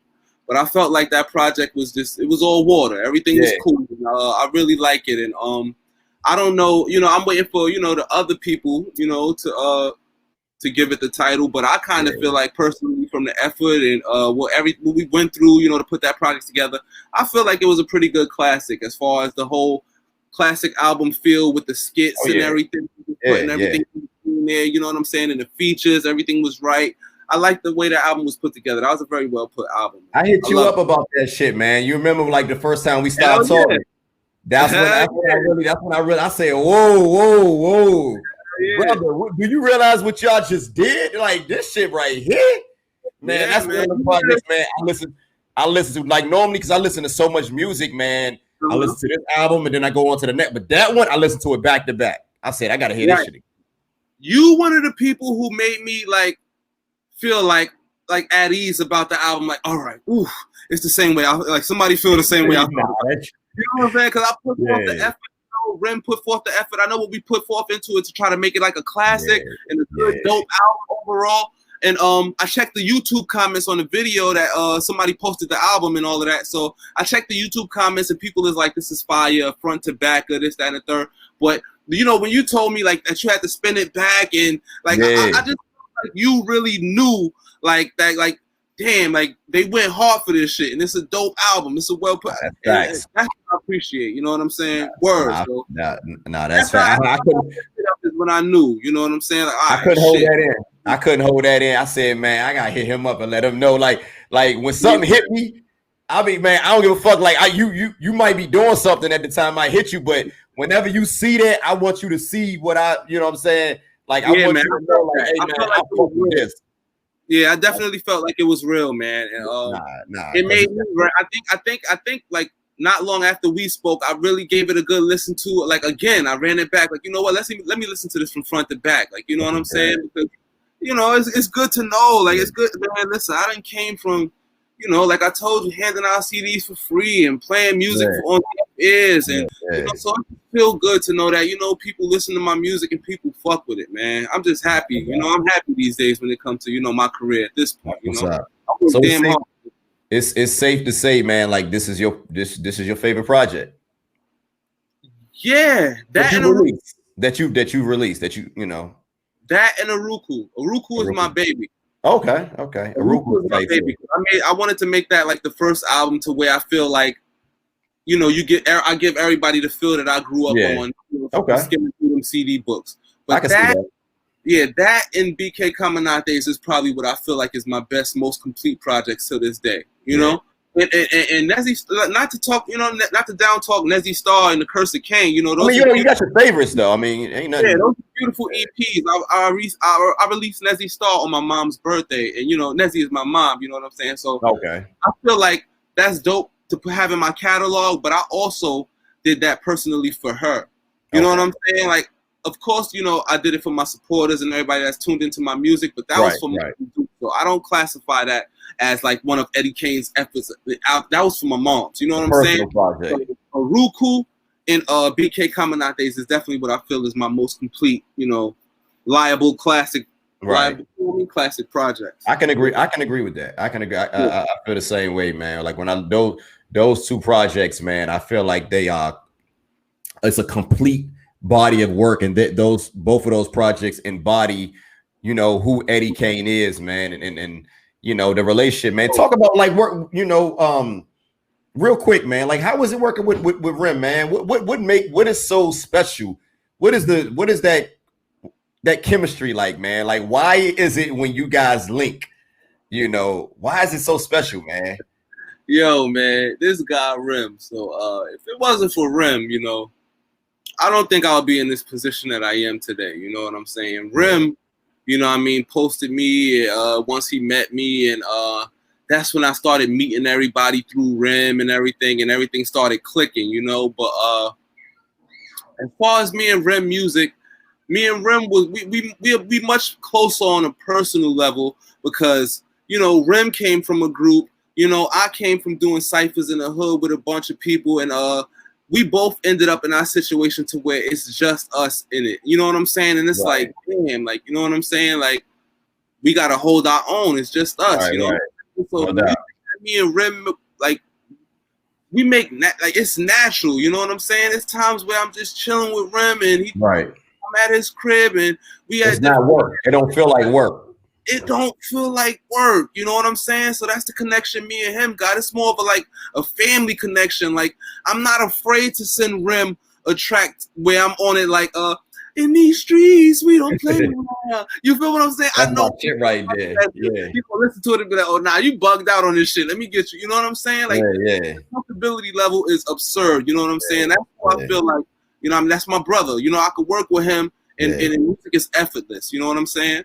So y'all, hey, with that being said, man, you guys got another one coming up. Like, is the thought, like, have you guys ruled that out? You know what I'm saying? Whether it comes this year, next year, whatever. Like, you know, have you guys thought about putting another? Because I'm being biased, man. I want to hear it, man. I ain't gonna lie. I want to hear you guys rap again. Project, I'm gonna just come out and say it, brother. I'm gonna just come out and say it. I would love to hear a BK Caminate's part 2, man. Yeah, me and Rem definitely gonna do a lot. Well, we got yeah. I ain't trying to box you in no corner, man. Like, say, like, I'm coming out here, like, this day, this year, like, but do you guys plan on, like, have you guys ever had the thought of, like, ever working together on a joint project again? That's all. That's good enough for me. Listen, I'm not even gonna lie to you. I'm gonna give you an exclusive. This is for the BTG podcast. This is an exclusive. If you don't watch this podcast, you're never gonna hear me say this. Me and Rim already have a whole nother project sitting in the cut. That's not even out yet. And honestly, that project was done before BK Caminate's. That's how much I work with my brother. You know what I'm saying? We got plenty of singles that's gonna come out soon. Wow. You're gonna hear us before the year is up. Not a whole project, but you're gonna hear us. As far as whole projects, of course. Me and Rim, work. You know what I'm saying? We got man. That just made my day, man. That just made my day right here, man. I'm done. Good night. I appreciate it, man.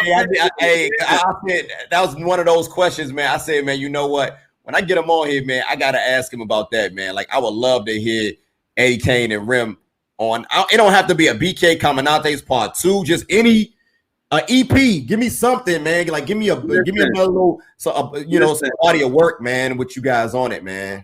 Me and Rim gonna work forever. We're gonna work forever. Right. We're gonna be dropping music forever. You know what I'm saying? And yeah, that's my brother. He brought me into this situation. Like, you know, I wouldn't know a lot of the artists that I work with if it wasn't for him. You know what I'm saying? So we always gonna work. Rim, no, we good.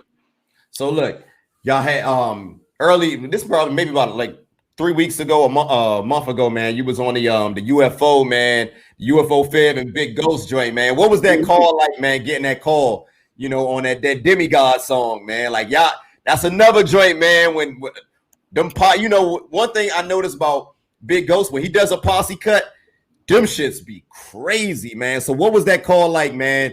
On getting that project. No doubt, man. Shout out to Big Ghost. Shout out to my boy UFO. BG hit me, and you know, me and him, you know, we've been talking for a little minute, and he hit me like, yo, you know what I mean, you want to get on this project? And, I don't even know why he asked. You know, I don't turn down features and all of that shit. So I was like, hell yeah, I want to get on it. So first, the funny thing about this is I thought it was gonna just be me on the joint. You know what I'm saying? Why you thought that? I don't know. I just thought he just wanted a feature from me. You know what I'm saying? So I'm like, all right, cool. Like, I'm with it. Like, let's do it.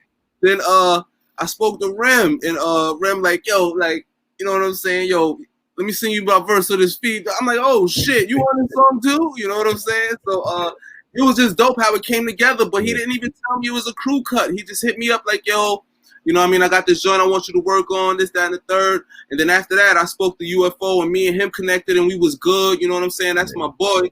And then after that, everything was just solidified. You know, he put that track together himself. I just sent him the verse back. You know, it just so happened that I got to hear, you know, Rem verse and Ty Ferris, because those are my brothers. But I didn't hear Mooch. I didn't even know it was gonna come together like that. But it came together lovely. You know what I'm saying? Shout out to Big Ghost. Yeah, man. Shout out to Ghost, man. That's one of my favorite posse cuts, man, of the year, man. You know, that's what I appreciate that. Once I heard the way it turned out, I was amazed. You know what I'm saying? And it's the last. You know, I like how he put that. And shout out to UFO and Ghost, man. That project that they released, man, is fucking amazing, man. But I like how he put that at the end of the album, man. Like, you know, and let y'all brothers, man, just get y'all, you know, get y'all shit off, man. So I also want to talk about, you mentioned earlier, man, about the brother Ty Ferris, man. You was on that you know, if Cosign 3, man. Part 3, man. How was it? You know, how did you link with Ty Ferris, man, and get that, you know, get that feature on his project? I really appreciate my brother Ty Ferris. You know what I'm saying? And excuse me, every member from the Walkers, you know, because once I made a Ruku, and he was on that too, wasn't he? Ty Ferris. Yes, sir. Yeah, he was on that. You know what I'm saying? And look forward to a joint, you know what I mean? Terrible 2 Part 2. You know, every joint that I drop will be a Terrible 2. You know what I mean? But yeah, like when it came to putting that album together, this is why I chose, you know what I mean, to keep these guys close, and I knew like it was all love. None of them charged me, you know what I mean? Rome Streets, Ty Ferris, none of my bros they didn't charge me for a verse. When I started talking to these guys and I built my relationship with these guys, it was all love, and I feel like they understand where I'm coming from. I understand where they're coming from in life, and we just got this bond that's deeper than music. You know what I'm saying? So that's where it really came from with Ty Ferris. Like, as far as the first people that I started meeting when I came into this game, it was Ty Ferris, it was Rome Streets, it was, you know, Bub Rock, you know what I'm saying? Rem, you know, and those are the guys that I plan on keeping close, because those wasn't the guys that when I hit them up and I asked for verses, because I did my own networking personally. You know, Rem let me know who was hot and who's the dudes that I should reach out to. But once I reached out to him, it was all personal. And they could have said, yo, I charge this for a verse, or yo, give me this, give me that. But it was all love. And I know love when I get love, because I'm a street dude. So I was like, you know what? These are some genuine brothers. And as I got to tap into them and speak to them about life and figure out that, you know, we all on the same plateau, and I took them in as family, you know, and I consider these guys my family. They don't ever have to worry, you know, Ty Ferris to Rome Streets, anybody. They don't ever have to worry about nothing when they come at, you know, loyalty and, you know, with this music shit, you know what I'm saying? I'm always riding with them, because they always riding with me, and they rode with me before I had something to offer towards them. So that's how I know it was genuine and it was real. You know what I'm saying? That's what's up. That's what's up, man. Ty Ferris, man, he really fucks with you brothers, man. You know, I interviewed him like a couple of weeks ago. He was talking about, you know, he loved, you know, working with you guys, man. So yo, that's my guy, man. Me and Ty, we spar like a motherfucker when it comes to the microphone. It always come out. You got to with him. You got to with him. Ty Ferris released.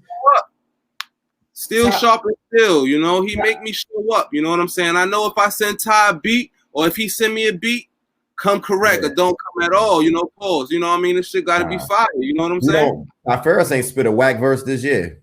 That's a fact. I agree. Ty Ferris, so you know, like you know, in my world, man, like he's one of those guys, man. He's top tier. You know what I'm saying? So that's a just fact. the fact that you know that you fucking with a rapper like him, you fucking with an artist like him, that means you dope as a motherfucker. Because Ty Ferris don't rap with niggas that can't rap. Yeah, I know. You know, that's why, you know, that's my family. That's why I consider him, you know, my brother, because I know it ain't no games with him. Yeah, fuck the followers. I don't care about your numbers and all that shit. Let's talk about rapping. Like what you guys do, make good fucking music. Yeah, I don't give a fuck about all that other shit. You know what I'm saying? I appreciate that, man. Word. Nah, so with that being said, man, I wanna just again just thank you for being here on the platform, man. I mean, damn, I can talk all day, right? I can talk for like another couple of hours, man. Yeah, we can do this shit all day, man. I got so much that we ain't tap into that we can, man. Hopefully we can do a part 2. You know what I'm saying? Yeah, man. It was an honor, man, having you on here, man. You was punctual, man. You showed up, man. You was a man of your word, and it's good. It's good to it's good to have to have that, man. It's good to have an artist, man. It's not just a street dude, but he's authentic and he has character. You know what I'm saying? Yeah. And I look at you as one of those brothers, man. That's what I'm here for, man. I worked all my life with this shit. I'm not gonna play with it. You know what I'm saying? What you see is what you get with Eddie Kaine. Yeah, man. Anytime go ahead. Go ahead. What you say? Huh?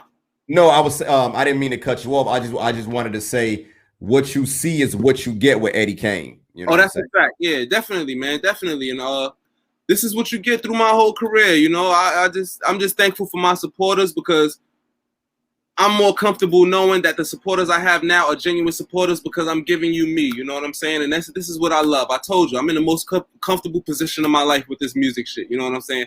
I'm just telling my story, and I'm just happy it's people that enjoy it and gravitate towards it. I worked all my life for this, for real. You know what, man? As I do a lot of these interviews, man, and continue to interview artists, man, that always brings me joy, man, when I hear an artist say they like what they doing. They love me. You know why? And you know why? The reason why I love when you guys say that, because I know I'm going to hear more Eddie Kaine, man. Hell yeah. I want you to know that we appreciate what you do, man. I don't want you to ever think, man, like, because I'm not a superstar or whatever. Like, I want you to know, man, we love you, man. We love what you're doing, man. And we see big things, man. Like, keep doing you, brother. And it's been an honor having you on, man. Keep doing what you're doing, brother. Before we go, man, you got anything else about to drop, man? You got anything else you want to talk about, man? As far as 2021. Yeah. Well, actually, I'll let this be known on your podcast. It's the first time I'm letting anybody know. You know what I'm saying? Well, actually, thank you for having me. You know what I'm saying? And I want to announce 12/24 is dropping. You know what I'm saying? Me and Wavy the God got the same B-Day. So I have a project dropping 12/24, the day before Christmas. All beats produced by Wavy the God. All the vocals done by Eddie Kaine. I ain't even going to tell you who featured on it. You know what I mean? It's fire. And that's how we closing out the year. You know what I'm saying? I got a whole new project dropping, and I got some shit on that. So, what I mean? Expect some heat, No doubt, man. Well, look, man. Where can the fans, man, find your music? And where can they find you at on social media, man? Okay, so on social media, I don't like Facebook. I have a Facebook, which is Eddie Kaine, but don't add me on Facebook, people. Follow me on IG. You know what I'm saying? Facebook is like some dinosaur shit. Yeah, that's some bullshit. Like, I don't even be talking on that. So you're not gonna see anything that I'm not saying on my Instagram, y'all. Just follow me. Instagram and Twitter is the same. It's @_Eddie Kaine, KAINE, EDDINE for the Eddie. You know what I'm saying? And for all new things, Eddie Kaine, music videos. If you want to listen to my old projects or watch my old videos up to the recent videos, go to eddiekaine.com. You know what I'm saying? I got a website. We pumping right now. I got my merch coming soon. You know what I'm saying? So look forward to that. Also, I do want to shout out today. I want to shout out my dude. How I get this in there? You know what I mean? Legends of the Empire. Shout out to Lennox. You know what I mean? Lennox Hughes. I was looking at that, man. I was like, yo, that's dope. I fucks with that. I like that. Shout out to Lennox Hughes. He just dropped his album Opulent Habits today. Which is on all streaming platforms. And I'm on that. Shout out to them. Okay. But I got the merch coming soon, and eddiekaine.com. And y'all got the Instagrams and all that. Just holler at me, man. I'm gonna always make sure I'm giving y'all fresh content, fresh product.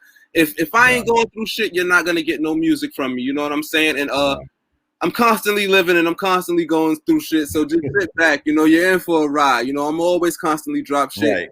12/24, be prepared. BTG podcast. You know what I mean? We lit. Thank you. You know what I mean? I really appreciate it, bro. Yeah, man. Hey, thank you, Eddie Kaine, man. It's been an honor, brother, man. Just keep doing what you're doing, man. We love you, man. We love what you got, what you got going on, man. I appreciate that, man. I love this platform too, man. It was dope talking with you, bro. Like, listen, man. We could really do this shit all day. I hope for a part 2 because there's a lot of stuff that we didn't even get to tap into that we should, you know. Yeah, what I do is different, man. I be trying to, I try to be different, man. But look, brother, I appreciate it, man. Let's do this again, man. Whenever you got something, man, I would love to, you know, let's chop it up again, man. Cause this was epic. Yeah, yes, sir. Just let me know, man. I'm always here. I'm here. We locked in now, so you know, I'm on you, man. I'm on it, and I'm watching the other artists you interview too, man. You got some good artists on there. Tell Rim holler at me, man. Tell Rim holler at me, man. I ain't really had that conversation with Rim yet, man. But I want. All right. Say no more. Let him know, man. I'll see what he doing too, man. I'm locked in, brother. I see everything. I will. All right, brother. You take care, man. Have a good night, bro. All right. Peace, bro. All right.